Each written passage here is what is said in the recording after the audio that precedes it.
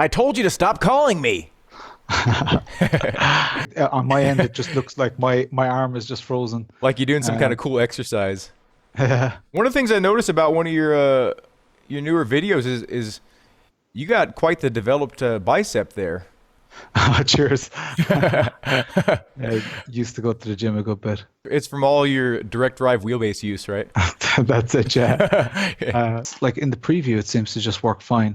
And as soon as I turn it on for our actual call, that's when Yeah. it gives issues. So you get like a couple of seconds and then that's it. It Maybe if freezes. you just keep on doing that over and over, we'll get some video. Seems to be working. So look, let's send it. Yeah. Okay. So for those of you that are my subscribers that don't know Lawrence or people just tuning in, can you explain to them what your channel's all about? Sure. Yeah. I guess I'm a long time sim racer that a couple of years ago got a little bit sick of answering the same questions for people over and over again. So I started doing some videos, and then they got to a stage where people were like, "Oh, can I share this video with my friend?" And I was like, "All right, I'll just start making stuff public." And then my YouTube channel was born.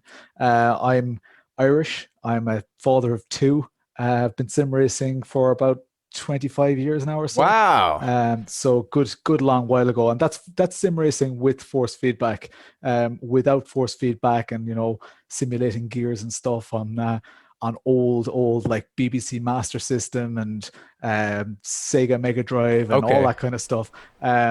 I've always been big into cars because where I grew up was like in the middle, in between some very popular rally stages in Ireland. So I would go up when it was rally weekend. Like my parents had no interest in like bringing me to a rally stage or whatever because you're stuck there for the day. Yeah. So I would go to the top of our driveway, middle of the countryside. So there were like no neighbors. I would sit there for like 8 to 10 hours a day just watching the rally traffic go past. I had no idea of what the schedule was, so I didn't even know if they were going to show up at that day or whatever. But I would just sit there and look at the cars and watch them go past, get them to beep at me and stuff like that. That's kind of where Nice. the passion started. That's cool. To have that like just so close to you, like must have been amazing. Yeah. Yeah, it was intense. It was like I guess where my Ireland during the that would have been the 90s.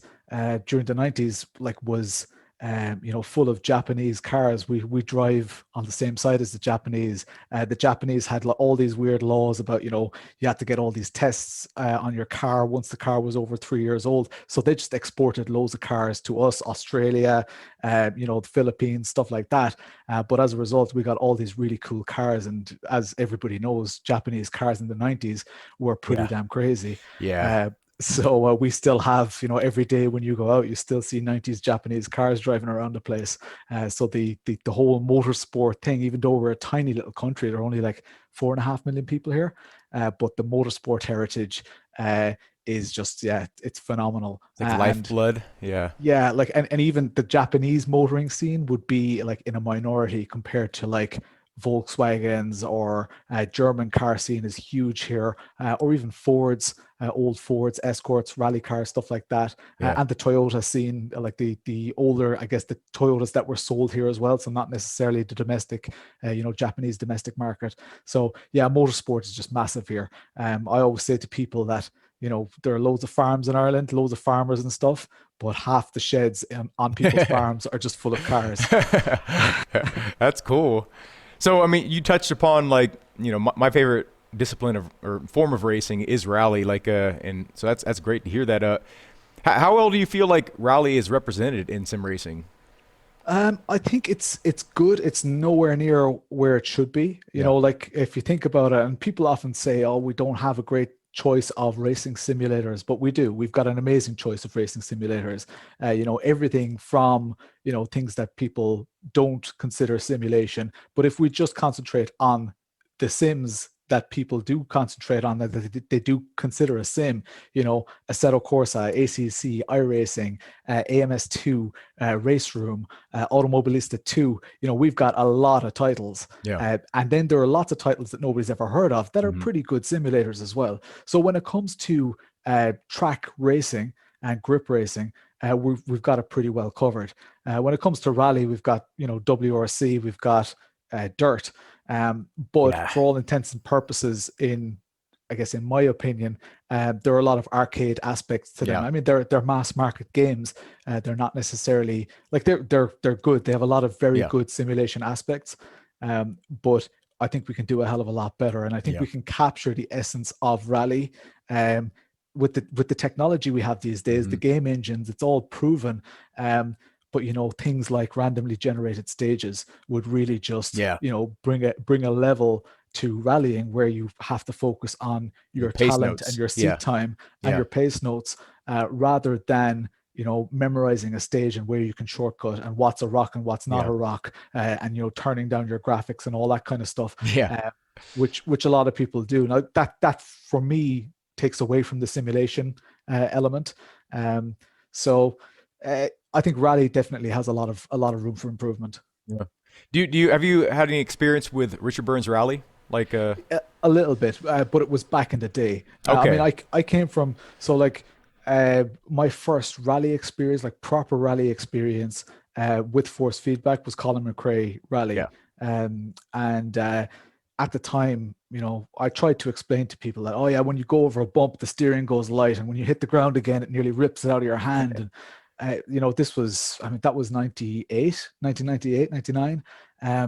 And I just, like, people in school were like, yeah, whatever, it's not really, why don't you just use a controller? You can do Yeah. that from the couch and stuff.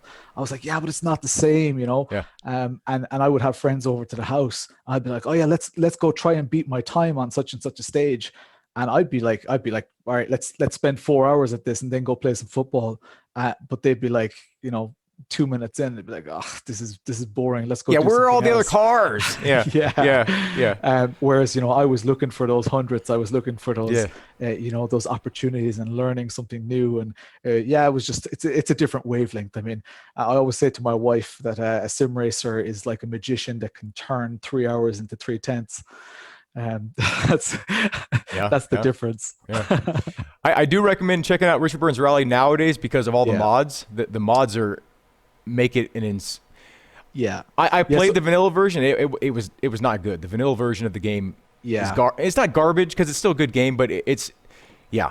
Try it yeah, yeah, out. Yeah. yeah. We Yeah. have, like, in my group, we actually, in my Discord, we have a channel specifically for Richard Burns Rally, and people are helping people get set up and stuff like that. The main reason I haven't done it yet is because I have a full-time job. I'm Mhm. not a full-time YouTuber. I have a family, and one of the big things in our whole Discord, in our community, is that family comes first, and Yeah. prioritize your real life stuff. Sim racing is a bonus. We have each other as a bonus. Yeah. We don't spend all day in there. So if and when the time does become available, I definitely want to give Richard Burns Rally a good go. But to date, Dirt has suited me. We've got a good community. I think we've got 230 Yeah. Yeah. I members in saw our that. Yeah. Dirt Yeah. community. So that's going quite well. So we're just going to keep pushing with that until people really want to change. Honestly, I mean, Dirt Rally 2 is a great game. I don't like a lot of the physics in the game, but it's a really satisfying game to play, and it's challenging, So Yeah, yeah. I've done some rally in Assetto Corsa, and Assetto Corsa actually feels really good. Like, the tarmac physics are really good, yeah, but the jump physics are, pretty yeah. pretty The trash. car does some weird So stuff when you get in there, and then yeah, also the suspension and dirt stuff. physics are not quite there. Like it's good, but it's not convincing. What game do you think right now has the absolute best physics?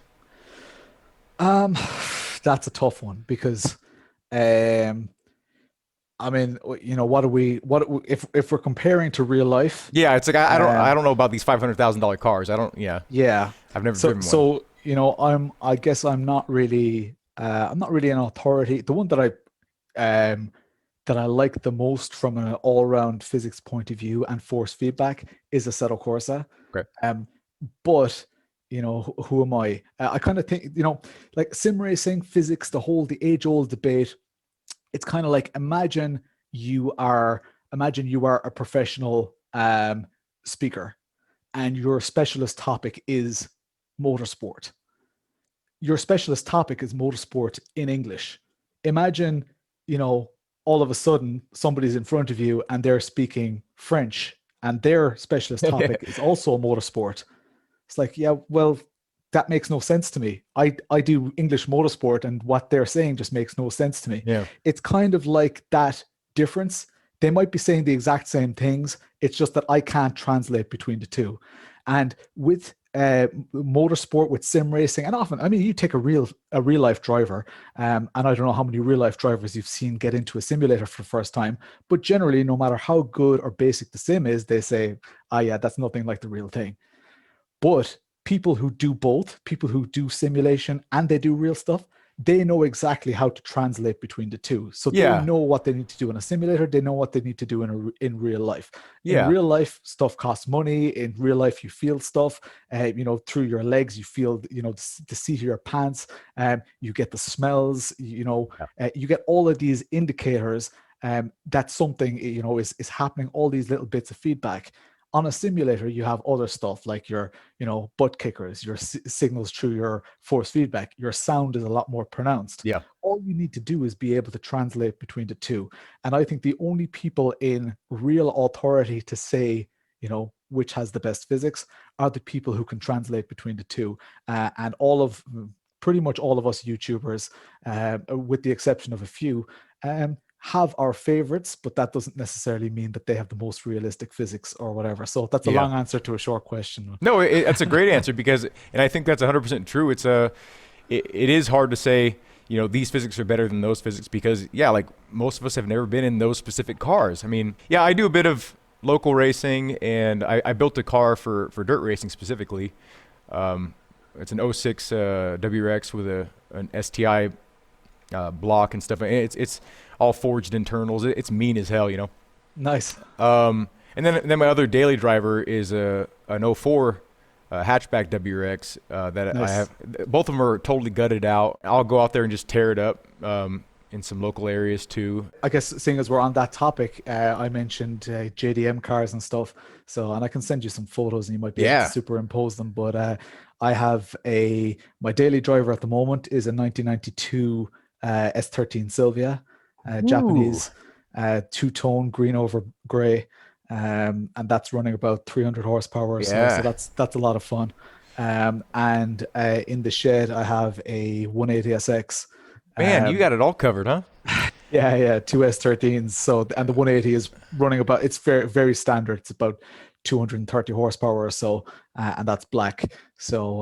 And period correct styling. I'm big into my Yeah. period correct styling. I used to have a track car as well, a drift car, a black one. It was a different car, so I do have track experience when drifting.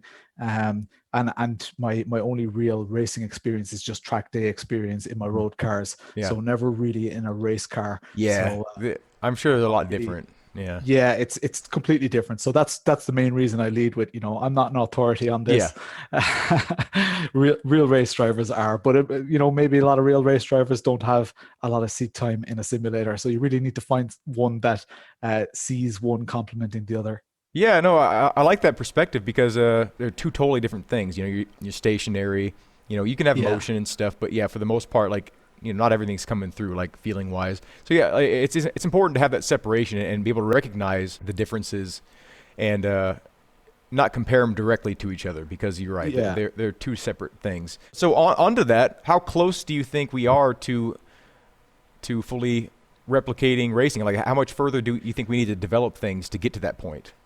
So this is I guess this is another very interesting one, and this is hypothetical. This is not my Okay. opinion, but Okay. you could argue that do how much closer do we need to get? For example, there are a lot of benefits that sim racing has, like I mentioned, costs and stuff like that, location. Safety. When this call ends, I can be in Barcelona in Yeah, five yeah, minutes, driving a Lamborghini that I'll never own. So stuff like that is a massive, I guess, a massive benefit. When it comes to the more nitty gritty stuff like force feedback and stuff like that, a great example is our pedals. So pedals have 80 kg load cell, 100 kg, 200 kg load cell. Real racing drivers will say, "Oh yeah, well this feels exactly like a real race car." But if you really take a step back for a minute, Why does a real race car feel like that? Oh, well, because, it's a pressurized system with, you have to clamp up the rotors with the calipers. There are temperatures involved. So there are all these, pumps, ABS, stuff like that. They're all limitations that are imposed by real life circumstances, things that we try to replicate in a Yeah. simulator, but we don't necessarily need to replicate those in order to be as quick as we can on track. So, and I guess the old argument of, oh yeah, somebody with a Logitech could beat you on track, it's completely true. Yeah. There's only a certain amount of force feedback you need. An example that I often give is, imagine your front wheels keep locking up. Sometimes it's the left, sometimes it's the right. In sim racing, if you had a buddy that's very in tune with what your car is doing, and they know that your front left is locking up and they tap you on your left shoulder, that's extremely useful. It's completely unrealistic, but it could make you faster in the simulator. Now that's an out there example, No, that's a great but example. Yeah. but how much realism do we need in order to be quick? Because the racing is very very similar. Now, obviously, we're striving towards realism. Yeah. We love for it to feel what we imagine a real car to feel like, and all the better if a real race driver says, "Yeah, this is pretty damn close," or "I use this as a tool to train." But I feel that there will be a certain limit of, well, what do we actually? There's some things that we don't need to simulate, like. Nobody's simulating a super hot environment that they're racing. Yeah. Yeah. Um, Well, if you got a Nobody's strong enough PC to heat up your room, Yeah. yeah. Like, yeah. Like stuff like that. Do we really need to, it's not realistic. It's not realistic that I have, an An amazing AC. Yeah. air Yeah. conditioning, or that I can crack open a door, or take a break between races and walk around outside, or put my kids to bed. That's not realistic, but does it matter? But I mean, to get back to your original question, we have a lot of things that are uh, holding us back to an extent. The main thing being the main players in the market are relatively old sims. So like Assetto Corsa and iRacing, Richard relatively Burns old. Rally. Yeah, Richard Burns Rally. So they have a lot of, I guess, legacy issues. To build that all from scratch would take a hell of a long time. So they're the best we have right now. There is a lot, like iRacing's penalty system, completely unrealistic. And in my opinion, I mean, my day job is a software developer, but in my opinion, that should be very easy to at least determine when something definitely isn't your fault. It may not cater to 70% of things, but if you're going down the straight, you brake exactly where you normally would, and somebody catapults you out of that corner because they didn't brake, if they can program AI to race you around a track, it's pretty easy to determine who's at fault Yeah. in a situation like that. So they should get an 8x and you should get a 0x instead of both people getting a 4x or whatever. And stuff like that, I think, is really holding us back. Things like off tracks, when you're battling somebody and you go off track and you get a slowdown, but you're still behind them, you get like a 2.5 second slowdown or whatever, and they're gone. Your race is effectively over, and now you're having to contend with people behind you, or you're getting Yeah. in their way because you're serving a penalty that in real life you would just never get. You would never get a penalty for racing like that unless you did something wrong. So there are lots of things like that that are really holding us back from a realism point of view. When you get good racing, it doesn't get any more real as far as I'm concerned. Hmm. And I would go as far as to say, if you get good racing in Forza, and you're going back and forth and you're racing lines and all that kind of stuff, that is as real as all the feelings you want from real racing you're getting. Maybe not from real physics, maybe not from real cars, maybe not, but from the racing point of view, when there's back and forth and people are competing at the top of their ability to get a vehicle from A to B, the sim and the realism of the sim, we often focus on the physics, but the experience, the community, stuff like that, that for me is a huge important factor of where the realism lies as well. Yeah. Racing doesn't have to be here or with this or that. It's two people in competing to cross the finish line. That's all there is to it. How about using sim racing as a tool to advance real racing in terms of testing ideas, concepts to improve actual cars and racing? When I first started getting like very serious into like triple screen setups and stuff like that, I had my drift car, my track car, um, and it tremendously helped me to know I what to remember do. that video. I remember you. That's where I Yeah. first discovered. Okay, yeah, yeah. Sorry. Okay, Yeah, yeah, yeah, yeah. yeah. So, and I guess it would have been, yeah, before that, it would have been back in my R Factor days before Yeah. Assetto Corsa, where I would have just been drifting, just getting that seat time, even with a Logitech, G27 or whatever I had at the time, and just learning, what the car does, what happens when I pull the handbrake, all these things that you can't necessarily find out in real life. And it made me a much better driver on track. But there are loads and loads of examples. Like I entered my first ever competition and in a car that I borrowed from a friend, and did far, far better than anybody, you know, should if they do that. And that's not because I have a natural talent or whatever. It's because I went and built that car in R Factor at the time. And I was a Assetto Corsa, could have been a Assetto Corsa. I think Went it and was a built set of that course. Yeah. car, Yeah. and I just started running laps. I started, trying to hit these clipping zones and stuff like that, and knowing exactly what to do. I started trying to battle with people, and this is, I mean, all drifting related, but this is my only real life experience where I know to an extent it's cart before the horse. It's like, I didn't know what the real thing was going to be like being in a competition and stuff like that. Um, but I said I'd practice anyway because there's a good chance that some stuff will translate. Now I already knew how to translate from my real track car to the simulator and vice versa. But another example came later on when a friend of mine who has like a 550 horsepower 180 SX with a 1J in it. He said he had been promising me, "Oh, you have to drive this thing. You have to drive this thing." So I started practicing on the sim, taking it very seriously. Bought tires, paid for the track day, stuff like that. And I did one session in the car, and it was so like what I felt it was going to be like that after the session, I said, "Look, I'm done for the day because I just don't want to damage your car." In a simulator, when I keep going, when I keep pushing, I damage the car. And sure, this is just a funny story, I guess. Well, funny considering the circumstances. But after lunch that day, his engine blew, Hmm. and I could have been driving the car at that stage, Yeah, that would have been because I. bad. I, Yeah. I know that happens to those cars. Okay, it doesn't necessarily happen in a simulator, but when things start going well, especially in drifting in a simulator, I just go closer to stuff. I go faster. I go wilder, and that was likely to happen in real life. So again, long answer to your short question, 100%. Real life and simulation, they complement each other. Yeah. Real life driving can make you better at simulations. So generally, people who drive in real life, who put time and effort into learning how their simulator works, are much, much quicker, that because they have so much experience, they have so much wisdom.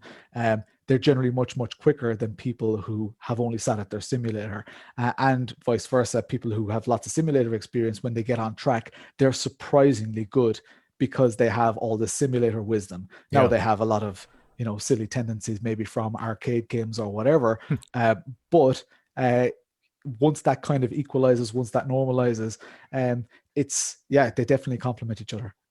So you have an experience with both sim racing and real racing and stuff.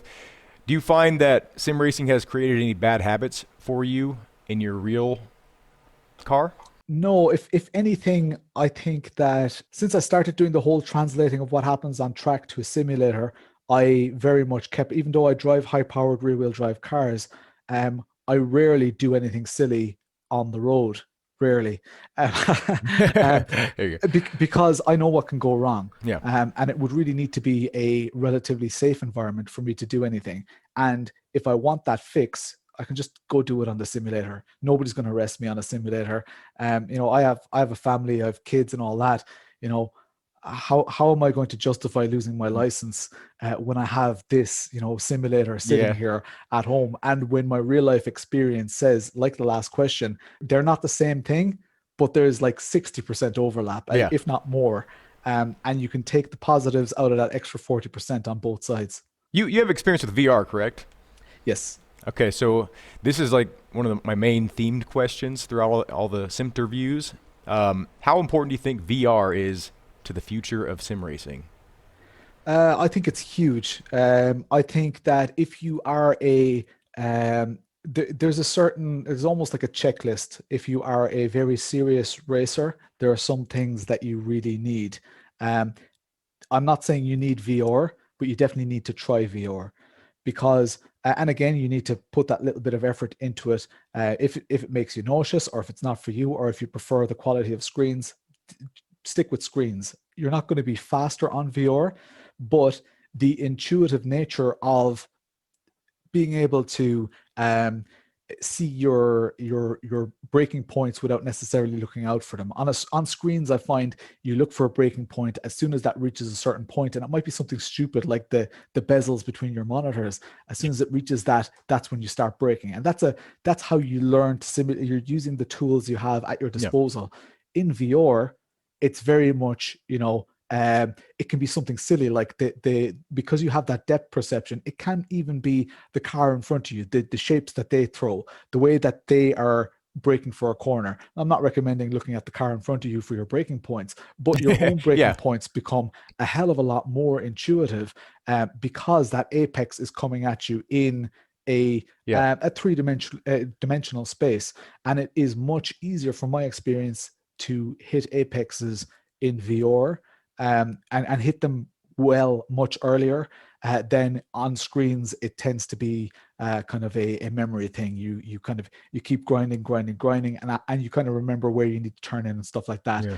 Um, that can pose issues because when you're battling with people, you may not necessarily be in that comfort zone when you're on screens because all of a sudden you're, a couple of meters to the left of where you would normally brake. So you have to start adapting. In VR, it's much more intuitive and it's much more realistic. Before I started my YouTube channel, I was racing in VR, and my preferred way, if I was just racing for me, it didn't have a channel, stuff like that, I would race in VR. I would still have triple screens. I did still have triple screens because when friends come over and stuff, I don't Yeah. just dump them into VR, get them used to the screens, and then once they know the track, know the car, put on VR, and they have a much better experience. But VR is very antisocial from a sim racing experience. Yeah. Um, and so is real racing. Real racing is extremely antisocial. The main reasons that I sim race are for that social aspect. I'm massive into the mental health aspect of stuff, and it's been a refuge for me, the people that I come into contact with, and all that. So anything that is somewhat antisocial from a now when you're online with people, it doesn't matter if they're wearing a headset or not. You don't know the difference, you don't see them or whatever. But when your friends come over and stuff like that, as soon as that headset is on, they may as well Yeah. not be there. Yeah. And so from a how are things with you anyway, type of point of view, Yeah. or when they crash and you say, oh, I always do that, all this kind of little back and forth, all the small talk that we do while racing, when people have headphones on, when people have the VR goggles on, you just don't get that.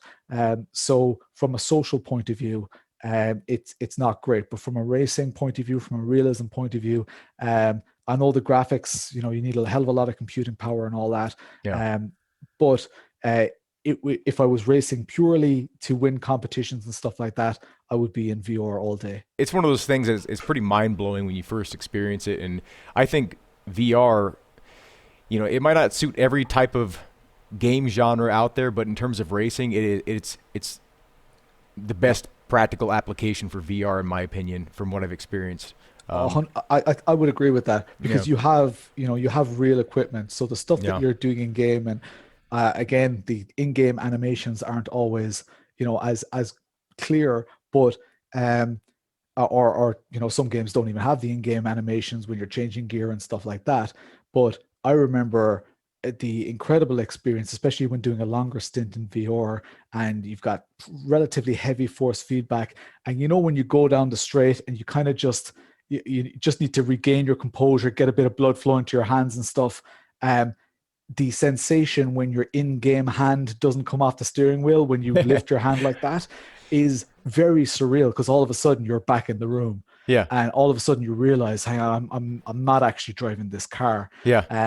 And that's, I mean, to an extent that's disappointing. But it's also To amazing. Yeah. it's exhilarating. It's Yeah. just, I was actually in that moment, I was tricked into thinking that I was actually doing this. Yeah. And, rather than disengaging, you get even more engaged when stuff like that happens because it's like, I want that again. I want that again.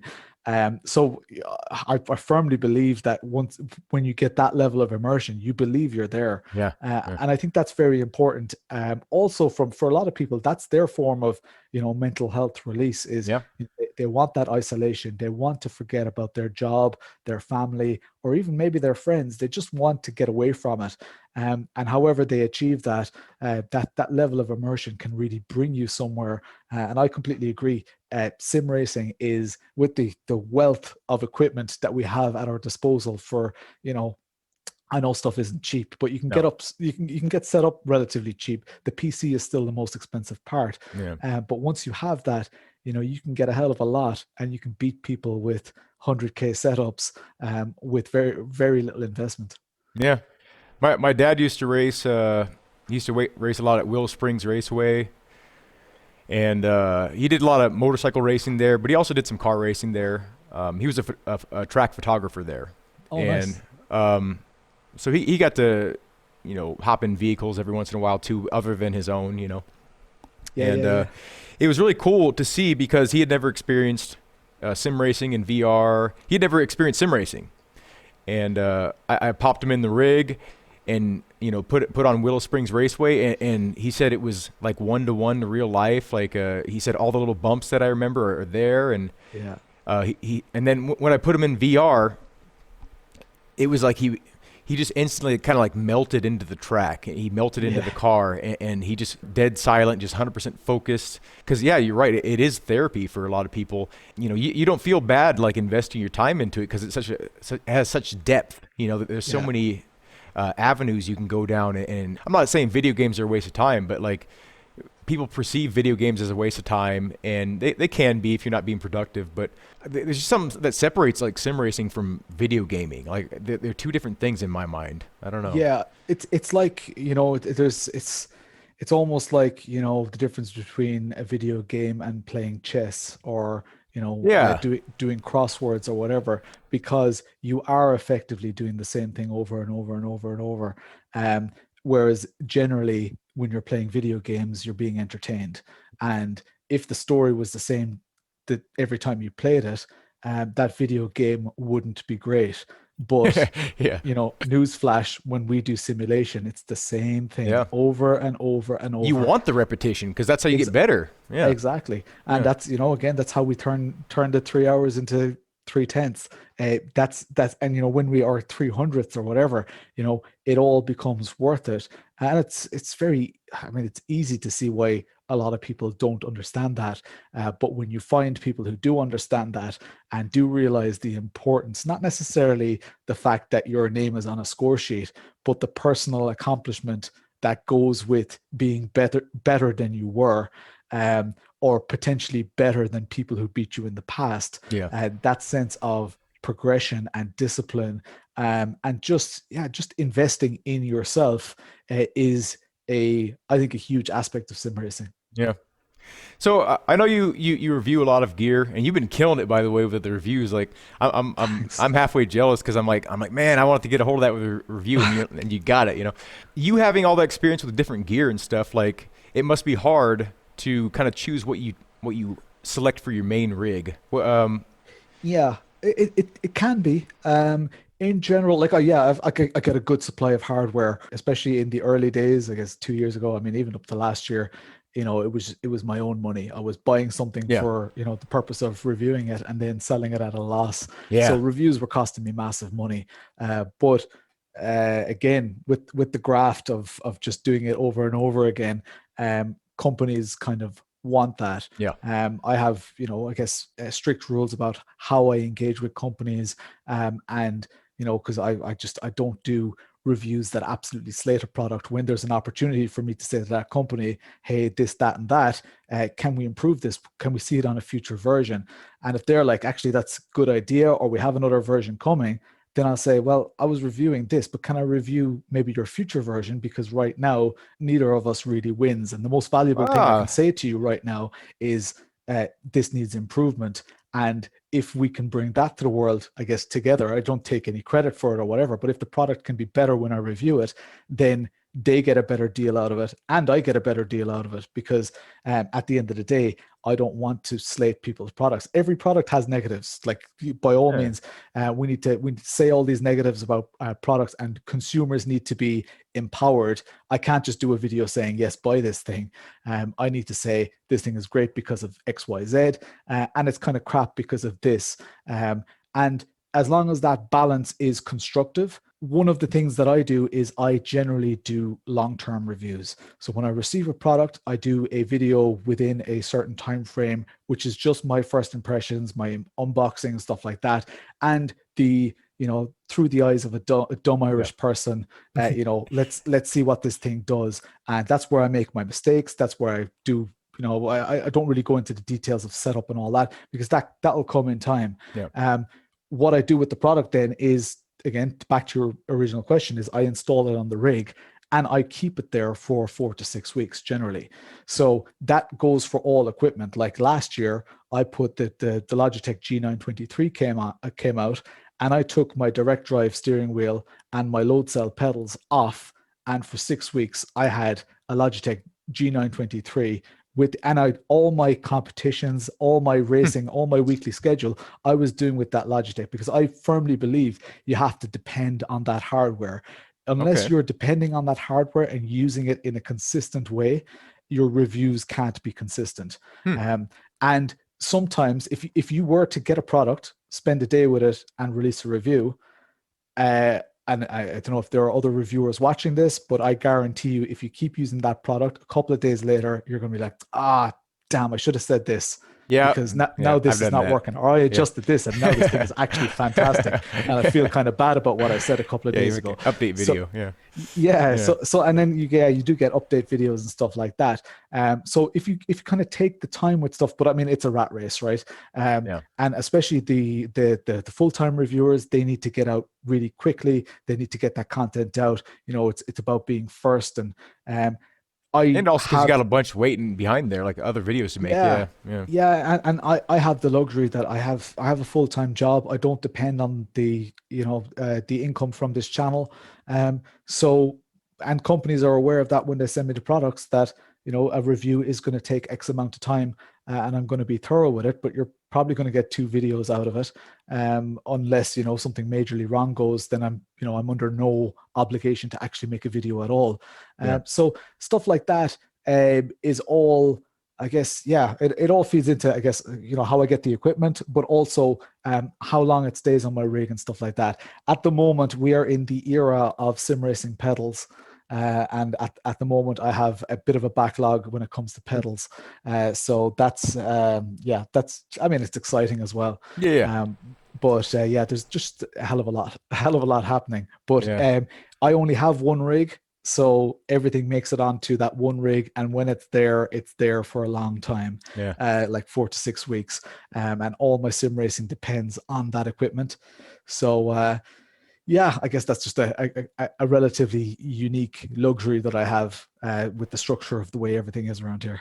Yeah. Okay. When I review a product or if a company approaches me, Sim Magic is sending me the Alpha Mini wheelbase, as you Nice. might know, Yeah. and then Sim Racing Pros is sending me some other stuff like that they want me to talk about. I made it real clear to them that I need to be able to say what I feel about the products. So that's good, and I actually really liked your approach on instead of releasing some sort of slanderous kind of video, like saying like this is a pile of fucking garbage, like, Yeah. and then maybe focusing on getting views. Like, you actually reach out to the company first. I Yeah. actually hadn't considered that, and It's to give them a chance to make it better. I've 8,500 subscribers. It's not a big channel. How do I get equipment? Because I have a certain, I don't guarantee people views. If your Yeah, videos gets a load of views, yeah, that's great. It's my review video, and at the moment, I mean, I'm getting one review video out a month, so it's not massive, but these are the terms. But I know that I can offer value, and in yeah, some cases, it's a small company, you might have to send the product back. But even in the cases where a company sends me a product, one of my terms is that I don't see that product as having any monetary value. Obviously, for the review, you take it into account and stuff like that. But when I'm done with the review, I never sell that product. Like, I will maybe give that product away to somebody in the community, or I will loan it to a friend, or have so that I can have it when I need to do a comparison to another product, that Yeah. it's still there. But I'm not going to list that on classifieds, and get money back for it, because the second I do that, well, that's kind of like I getting see. paid Yeah. for a I see what you're review. saying. Yeah. So if somebody sends me something that's $1,000 worth, and I do a review, and then I sell it for Mm, $1,000, well, I that's a just got $1,000 paid a view. thousand Yeah. dollars for a review. That's just me. That's just my, I guess, code of ethics or whatever. But it's super easy for me to say that because I don't depend on this to pay the bills. Yeah. Um, when you take, there are a lot of channels who do depend on it to pay the bills. Um, then as long as everything is above board, they can do whatever they like. These are just my little rules, and I think that they add to the integrity of a relatively small channel. Yeah. I'm still, trying to build up that reputation and stuff like that. But all those little things, when I do say something about a product, positive or negative, that will make people find some value, or at least respect what I'm saying, whether they Yeah. agree or not, whether it influences them to buy it or not buy it or whatever. I'm just giving them the information, but at least they know it's coming from the right place. Yeah. That's not your original question, but it's just an interesting thing, I think. I think that's one of the things that us as smaller channels have to offer that some of the bigger channels can't, because we do work for a living, and this is a second source of income rather than a primary source of income. So Yeah. we're able to be less biased because we're not reliant on it. Yeah. So I think sim racing is in a great space, compared to, a lot of graphics card reviews, sound cards, sound equipment, stuff like that, camera equipment. That is a lot more muddy. People tend to accept, oh, here's a review of a Canon camera, sponsored by Canon. Yeah. It's like, Well, that's worthless. Yeah. Yeah. yeah, and Yeah. that doesn't happen in sim racing, and I think that because it's such a small community, still we have that luxury that when somebody, especially a bigger channel, puts out a video, we can really take it in good faith that what they say they mean, whether they're right or wrong.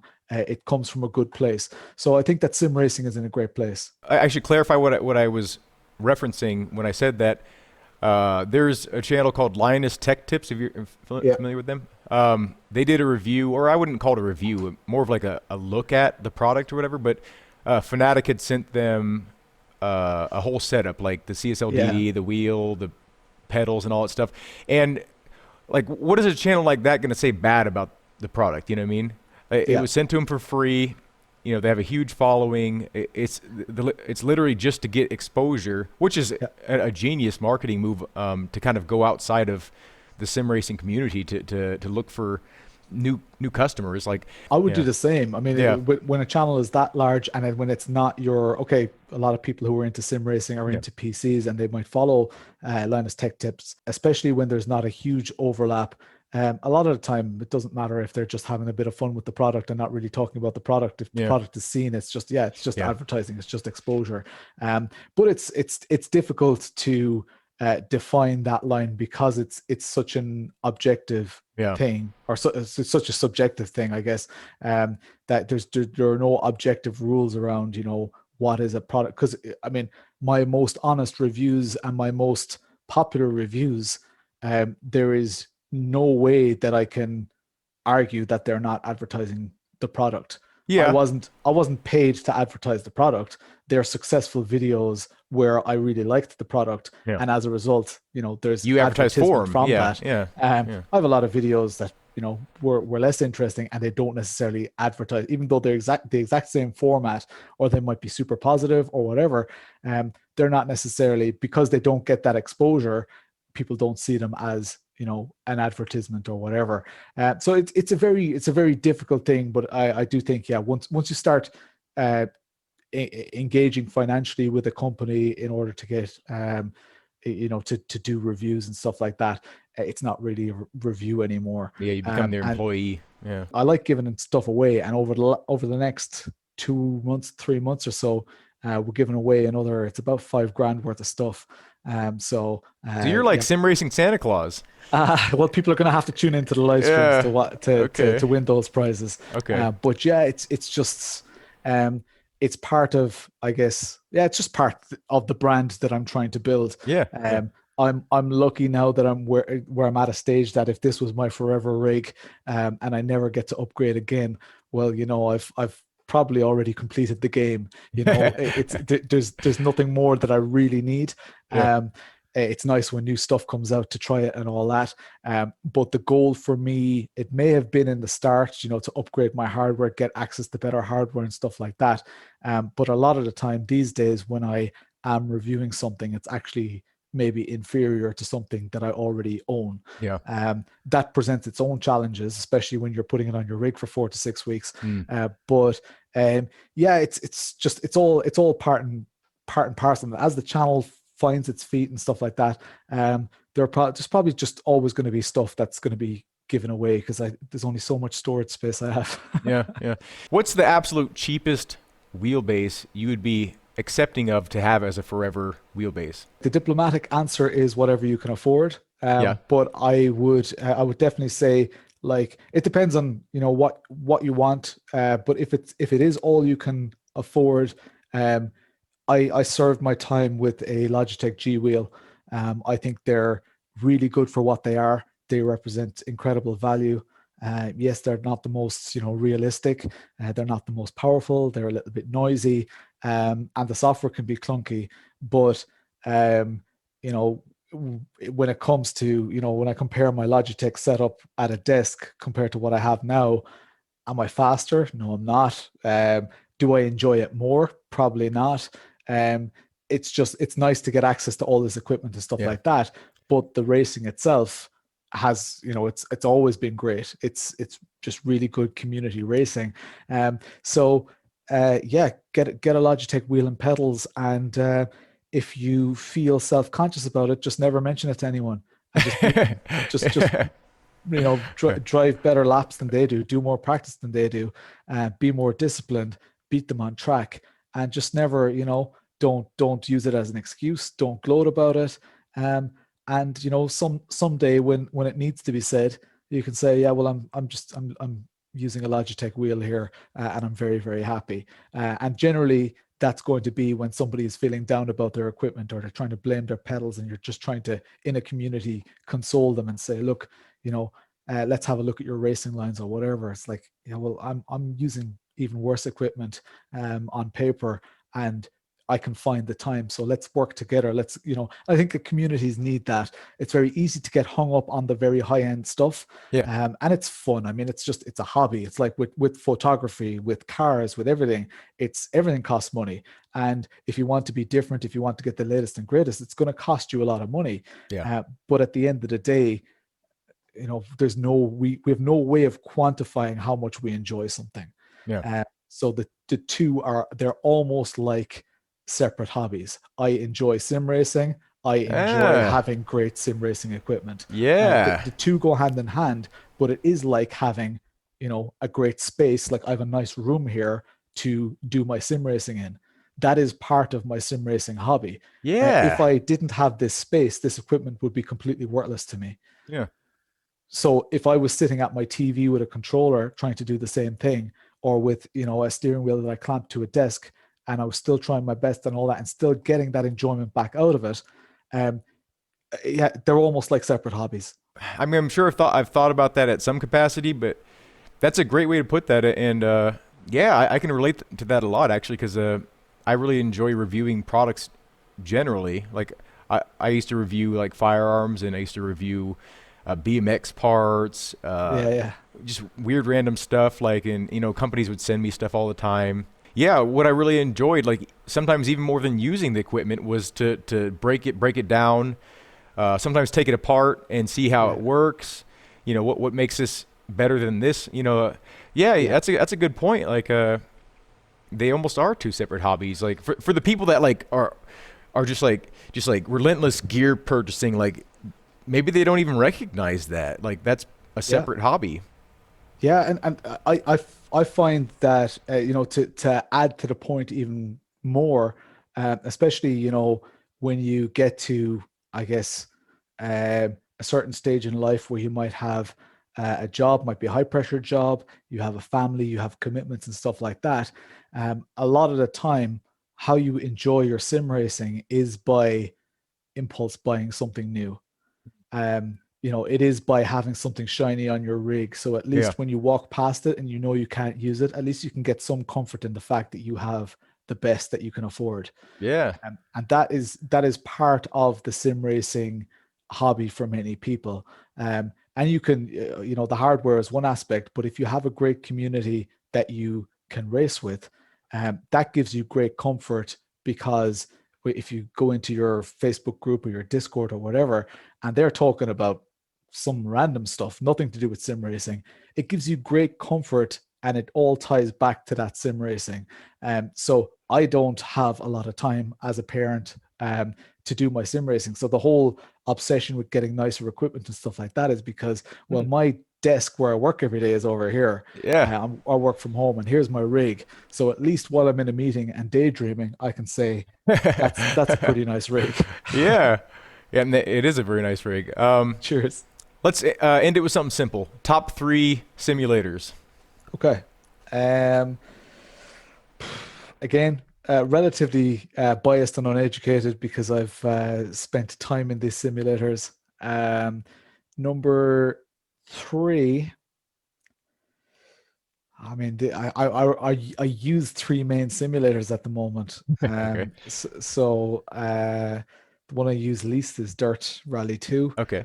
then iRacing, and then um, Assetto Corsa. Now that said, I'm doing way more iRacing than Assetto Corsa at the moment because for a long time with the channel, I was doing a lot of Assetto Corsa. The only time I ever did iRacing was really just to film content, test equipment, and stuff like that. But I felt that I really needed to get good at iRacing to, um, I guess, get the perspective of people who, because if you have something in common with people and they ask you, how's this in iRacing, um, if you don't, if you're not seen as somebody who does iRacing a lot, they may not value your opinion as much. So same as with the equipment, I like to invest time in it, and if I'm going to do it, try to do it right. So yeah, I've been doing iRacing quite a lot, about a year now. I've not really been doing it, I've been doing my weekly races, but a lot of the time it's been within communities. Public races, I think I've only ever done about probably 40, 45 races. So it's not really, it's not huge. I'm a relative noob. I'm still bad at pit stops and all that kind of stuff. Yeah. But I do feel that, and as I get more time available to me, I want to do endurance stuff, and I really want to get that experience and that exposure. So iRacing has a lot of that to offer, but there's also, there's so much happening in Yeah. or Factor 2. Oh, I think it's gonna say AMS racing. 2 has great updates. So race room is looks absolutely incredible. I just can't give it the time that I need to give it. So we're completely spoiled for titles, in my opinion. And my top three is completely biased. If I could only, maybe this is a slightly different slant on the question. If I could only use one of our current simulators forevermore, it would just be Assetto Corsa, hands down. Yep. That's Because I been could everyone's. do Yeah. Yeah. I can do everything in it. If I Yeah. want to find league racing, I can. If I want to find ranked racing, I can. If I want to drift, I can. So it offers the most of what I want. If I want to drive Um, a banana, I can. Yeah. that's it. If I want to drive a sim rig from my sim rig, I can do all that Yeah. kind of stuff. That. Oh So yeah. Yeah. I want to try that out actually. Yeah. That looks funny. yeah, Yeah. Um. yeah. So that's kind of the way I feel. But yeah, it's just an amazing time to be in sim racing. Yeah. As we're talking right now, there are new products being launched. Yeah. New, more affordable. There's high end, low end. There are huge companies that are hiding products from us. We know they are. and they're ready to release. They could release Yeah, tomorrow, or they that's could exciting. announce a release date tomorrow. So we're completely and utterly spoiled. So if you have money to blow it on sim racing gear, having the amount of choice is it's almost daunting. Yeah. It is becoming more like photography, or airsoft or whatever, where you just have this huge these huge manufacturers with lots and lots of choices. Yeah, it's cool, and yeah, it is intimidating and it's overwhelming. But yeah, overall, it's a great thing. Yeah. I stream every Tuesday and Thursday. There May you as well go. get that Yeah. plug in there. Yeah, there you Um, at 8 p.m. Irish and UK time. So what's that your time? It's about go. midday or so, something like that. Yeah, it's like Um, 1, I think 1 o'clock, something like that, 1 p.m. Yeah, yeah. So Yeah. they're my only two evenings that I really get a chance to do it. I do race outside of those hours, but I'm guaranteed to stream during that time. One of the nice things about that, if you're a little bit like me and you're short for time, my streams aren't very long. They're not, every day, and they're generally during a relatively sociable hour, even for people in the States. So we've got Yeah. a lot of people from the States as well. And I have.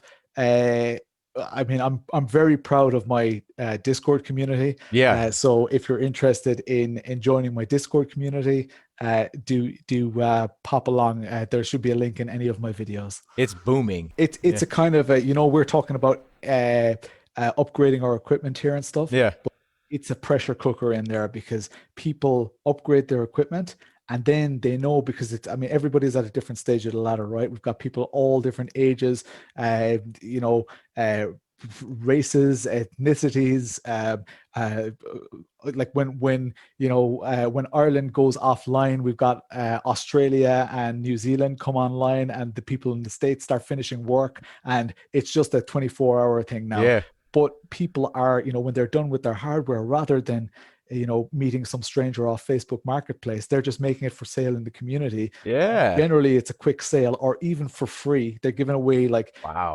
V3 pedals for free. Or I mean, Whoa. we've had people give away, like, just great. Now they only give it away to people that they race with, so don't join my Okay. Discord looking Okay. for free stuff. Yeah. Okay.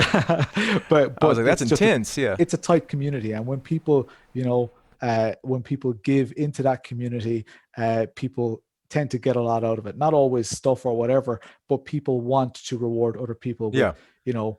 that's just one example. Good prices of hardware and stuff like that, and it's kind of a what goes around comes around type of thing. Yeah. But it's it's a worldwide thing, and it allows people to free up money to buy new nice hardware and all that. So that's just one aspect of the hobby. We've got photography Yeah. channels in there. We've got Formula One watch parties and stuff going on. Like today, there was a massive watch party. I think they're actually racing as we speak as well. They're doing the F1 track Yeah. at Brazil. So there's loads of stuff going on. That's cool. Okay. Well, that was a good plug, and I'm sorry for not asking that because yeah. No problem at all. Yeah. A pleasure meeting you. And I just want to say, I guess, finally, I like this initiative you're doing. Yeah. I think it's cool. I think it's a great way to give people a platform. It seems to be about the people you're interviewing rather than Yeah. about you excelling what you're doing. So that's one of the reasons that I really subscribe to it, and I do hope that. I hope it gets a huge amount of views for you, especially with some of the larger channels. Can we get you to flex? No, I'm just. I won't include that. Maybe I will. I don't know. Okay.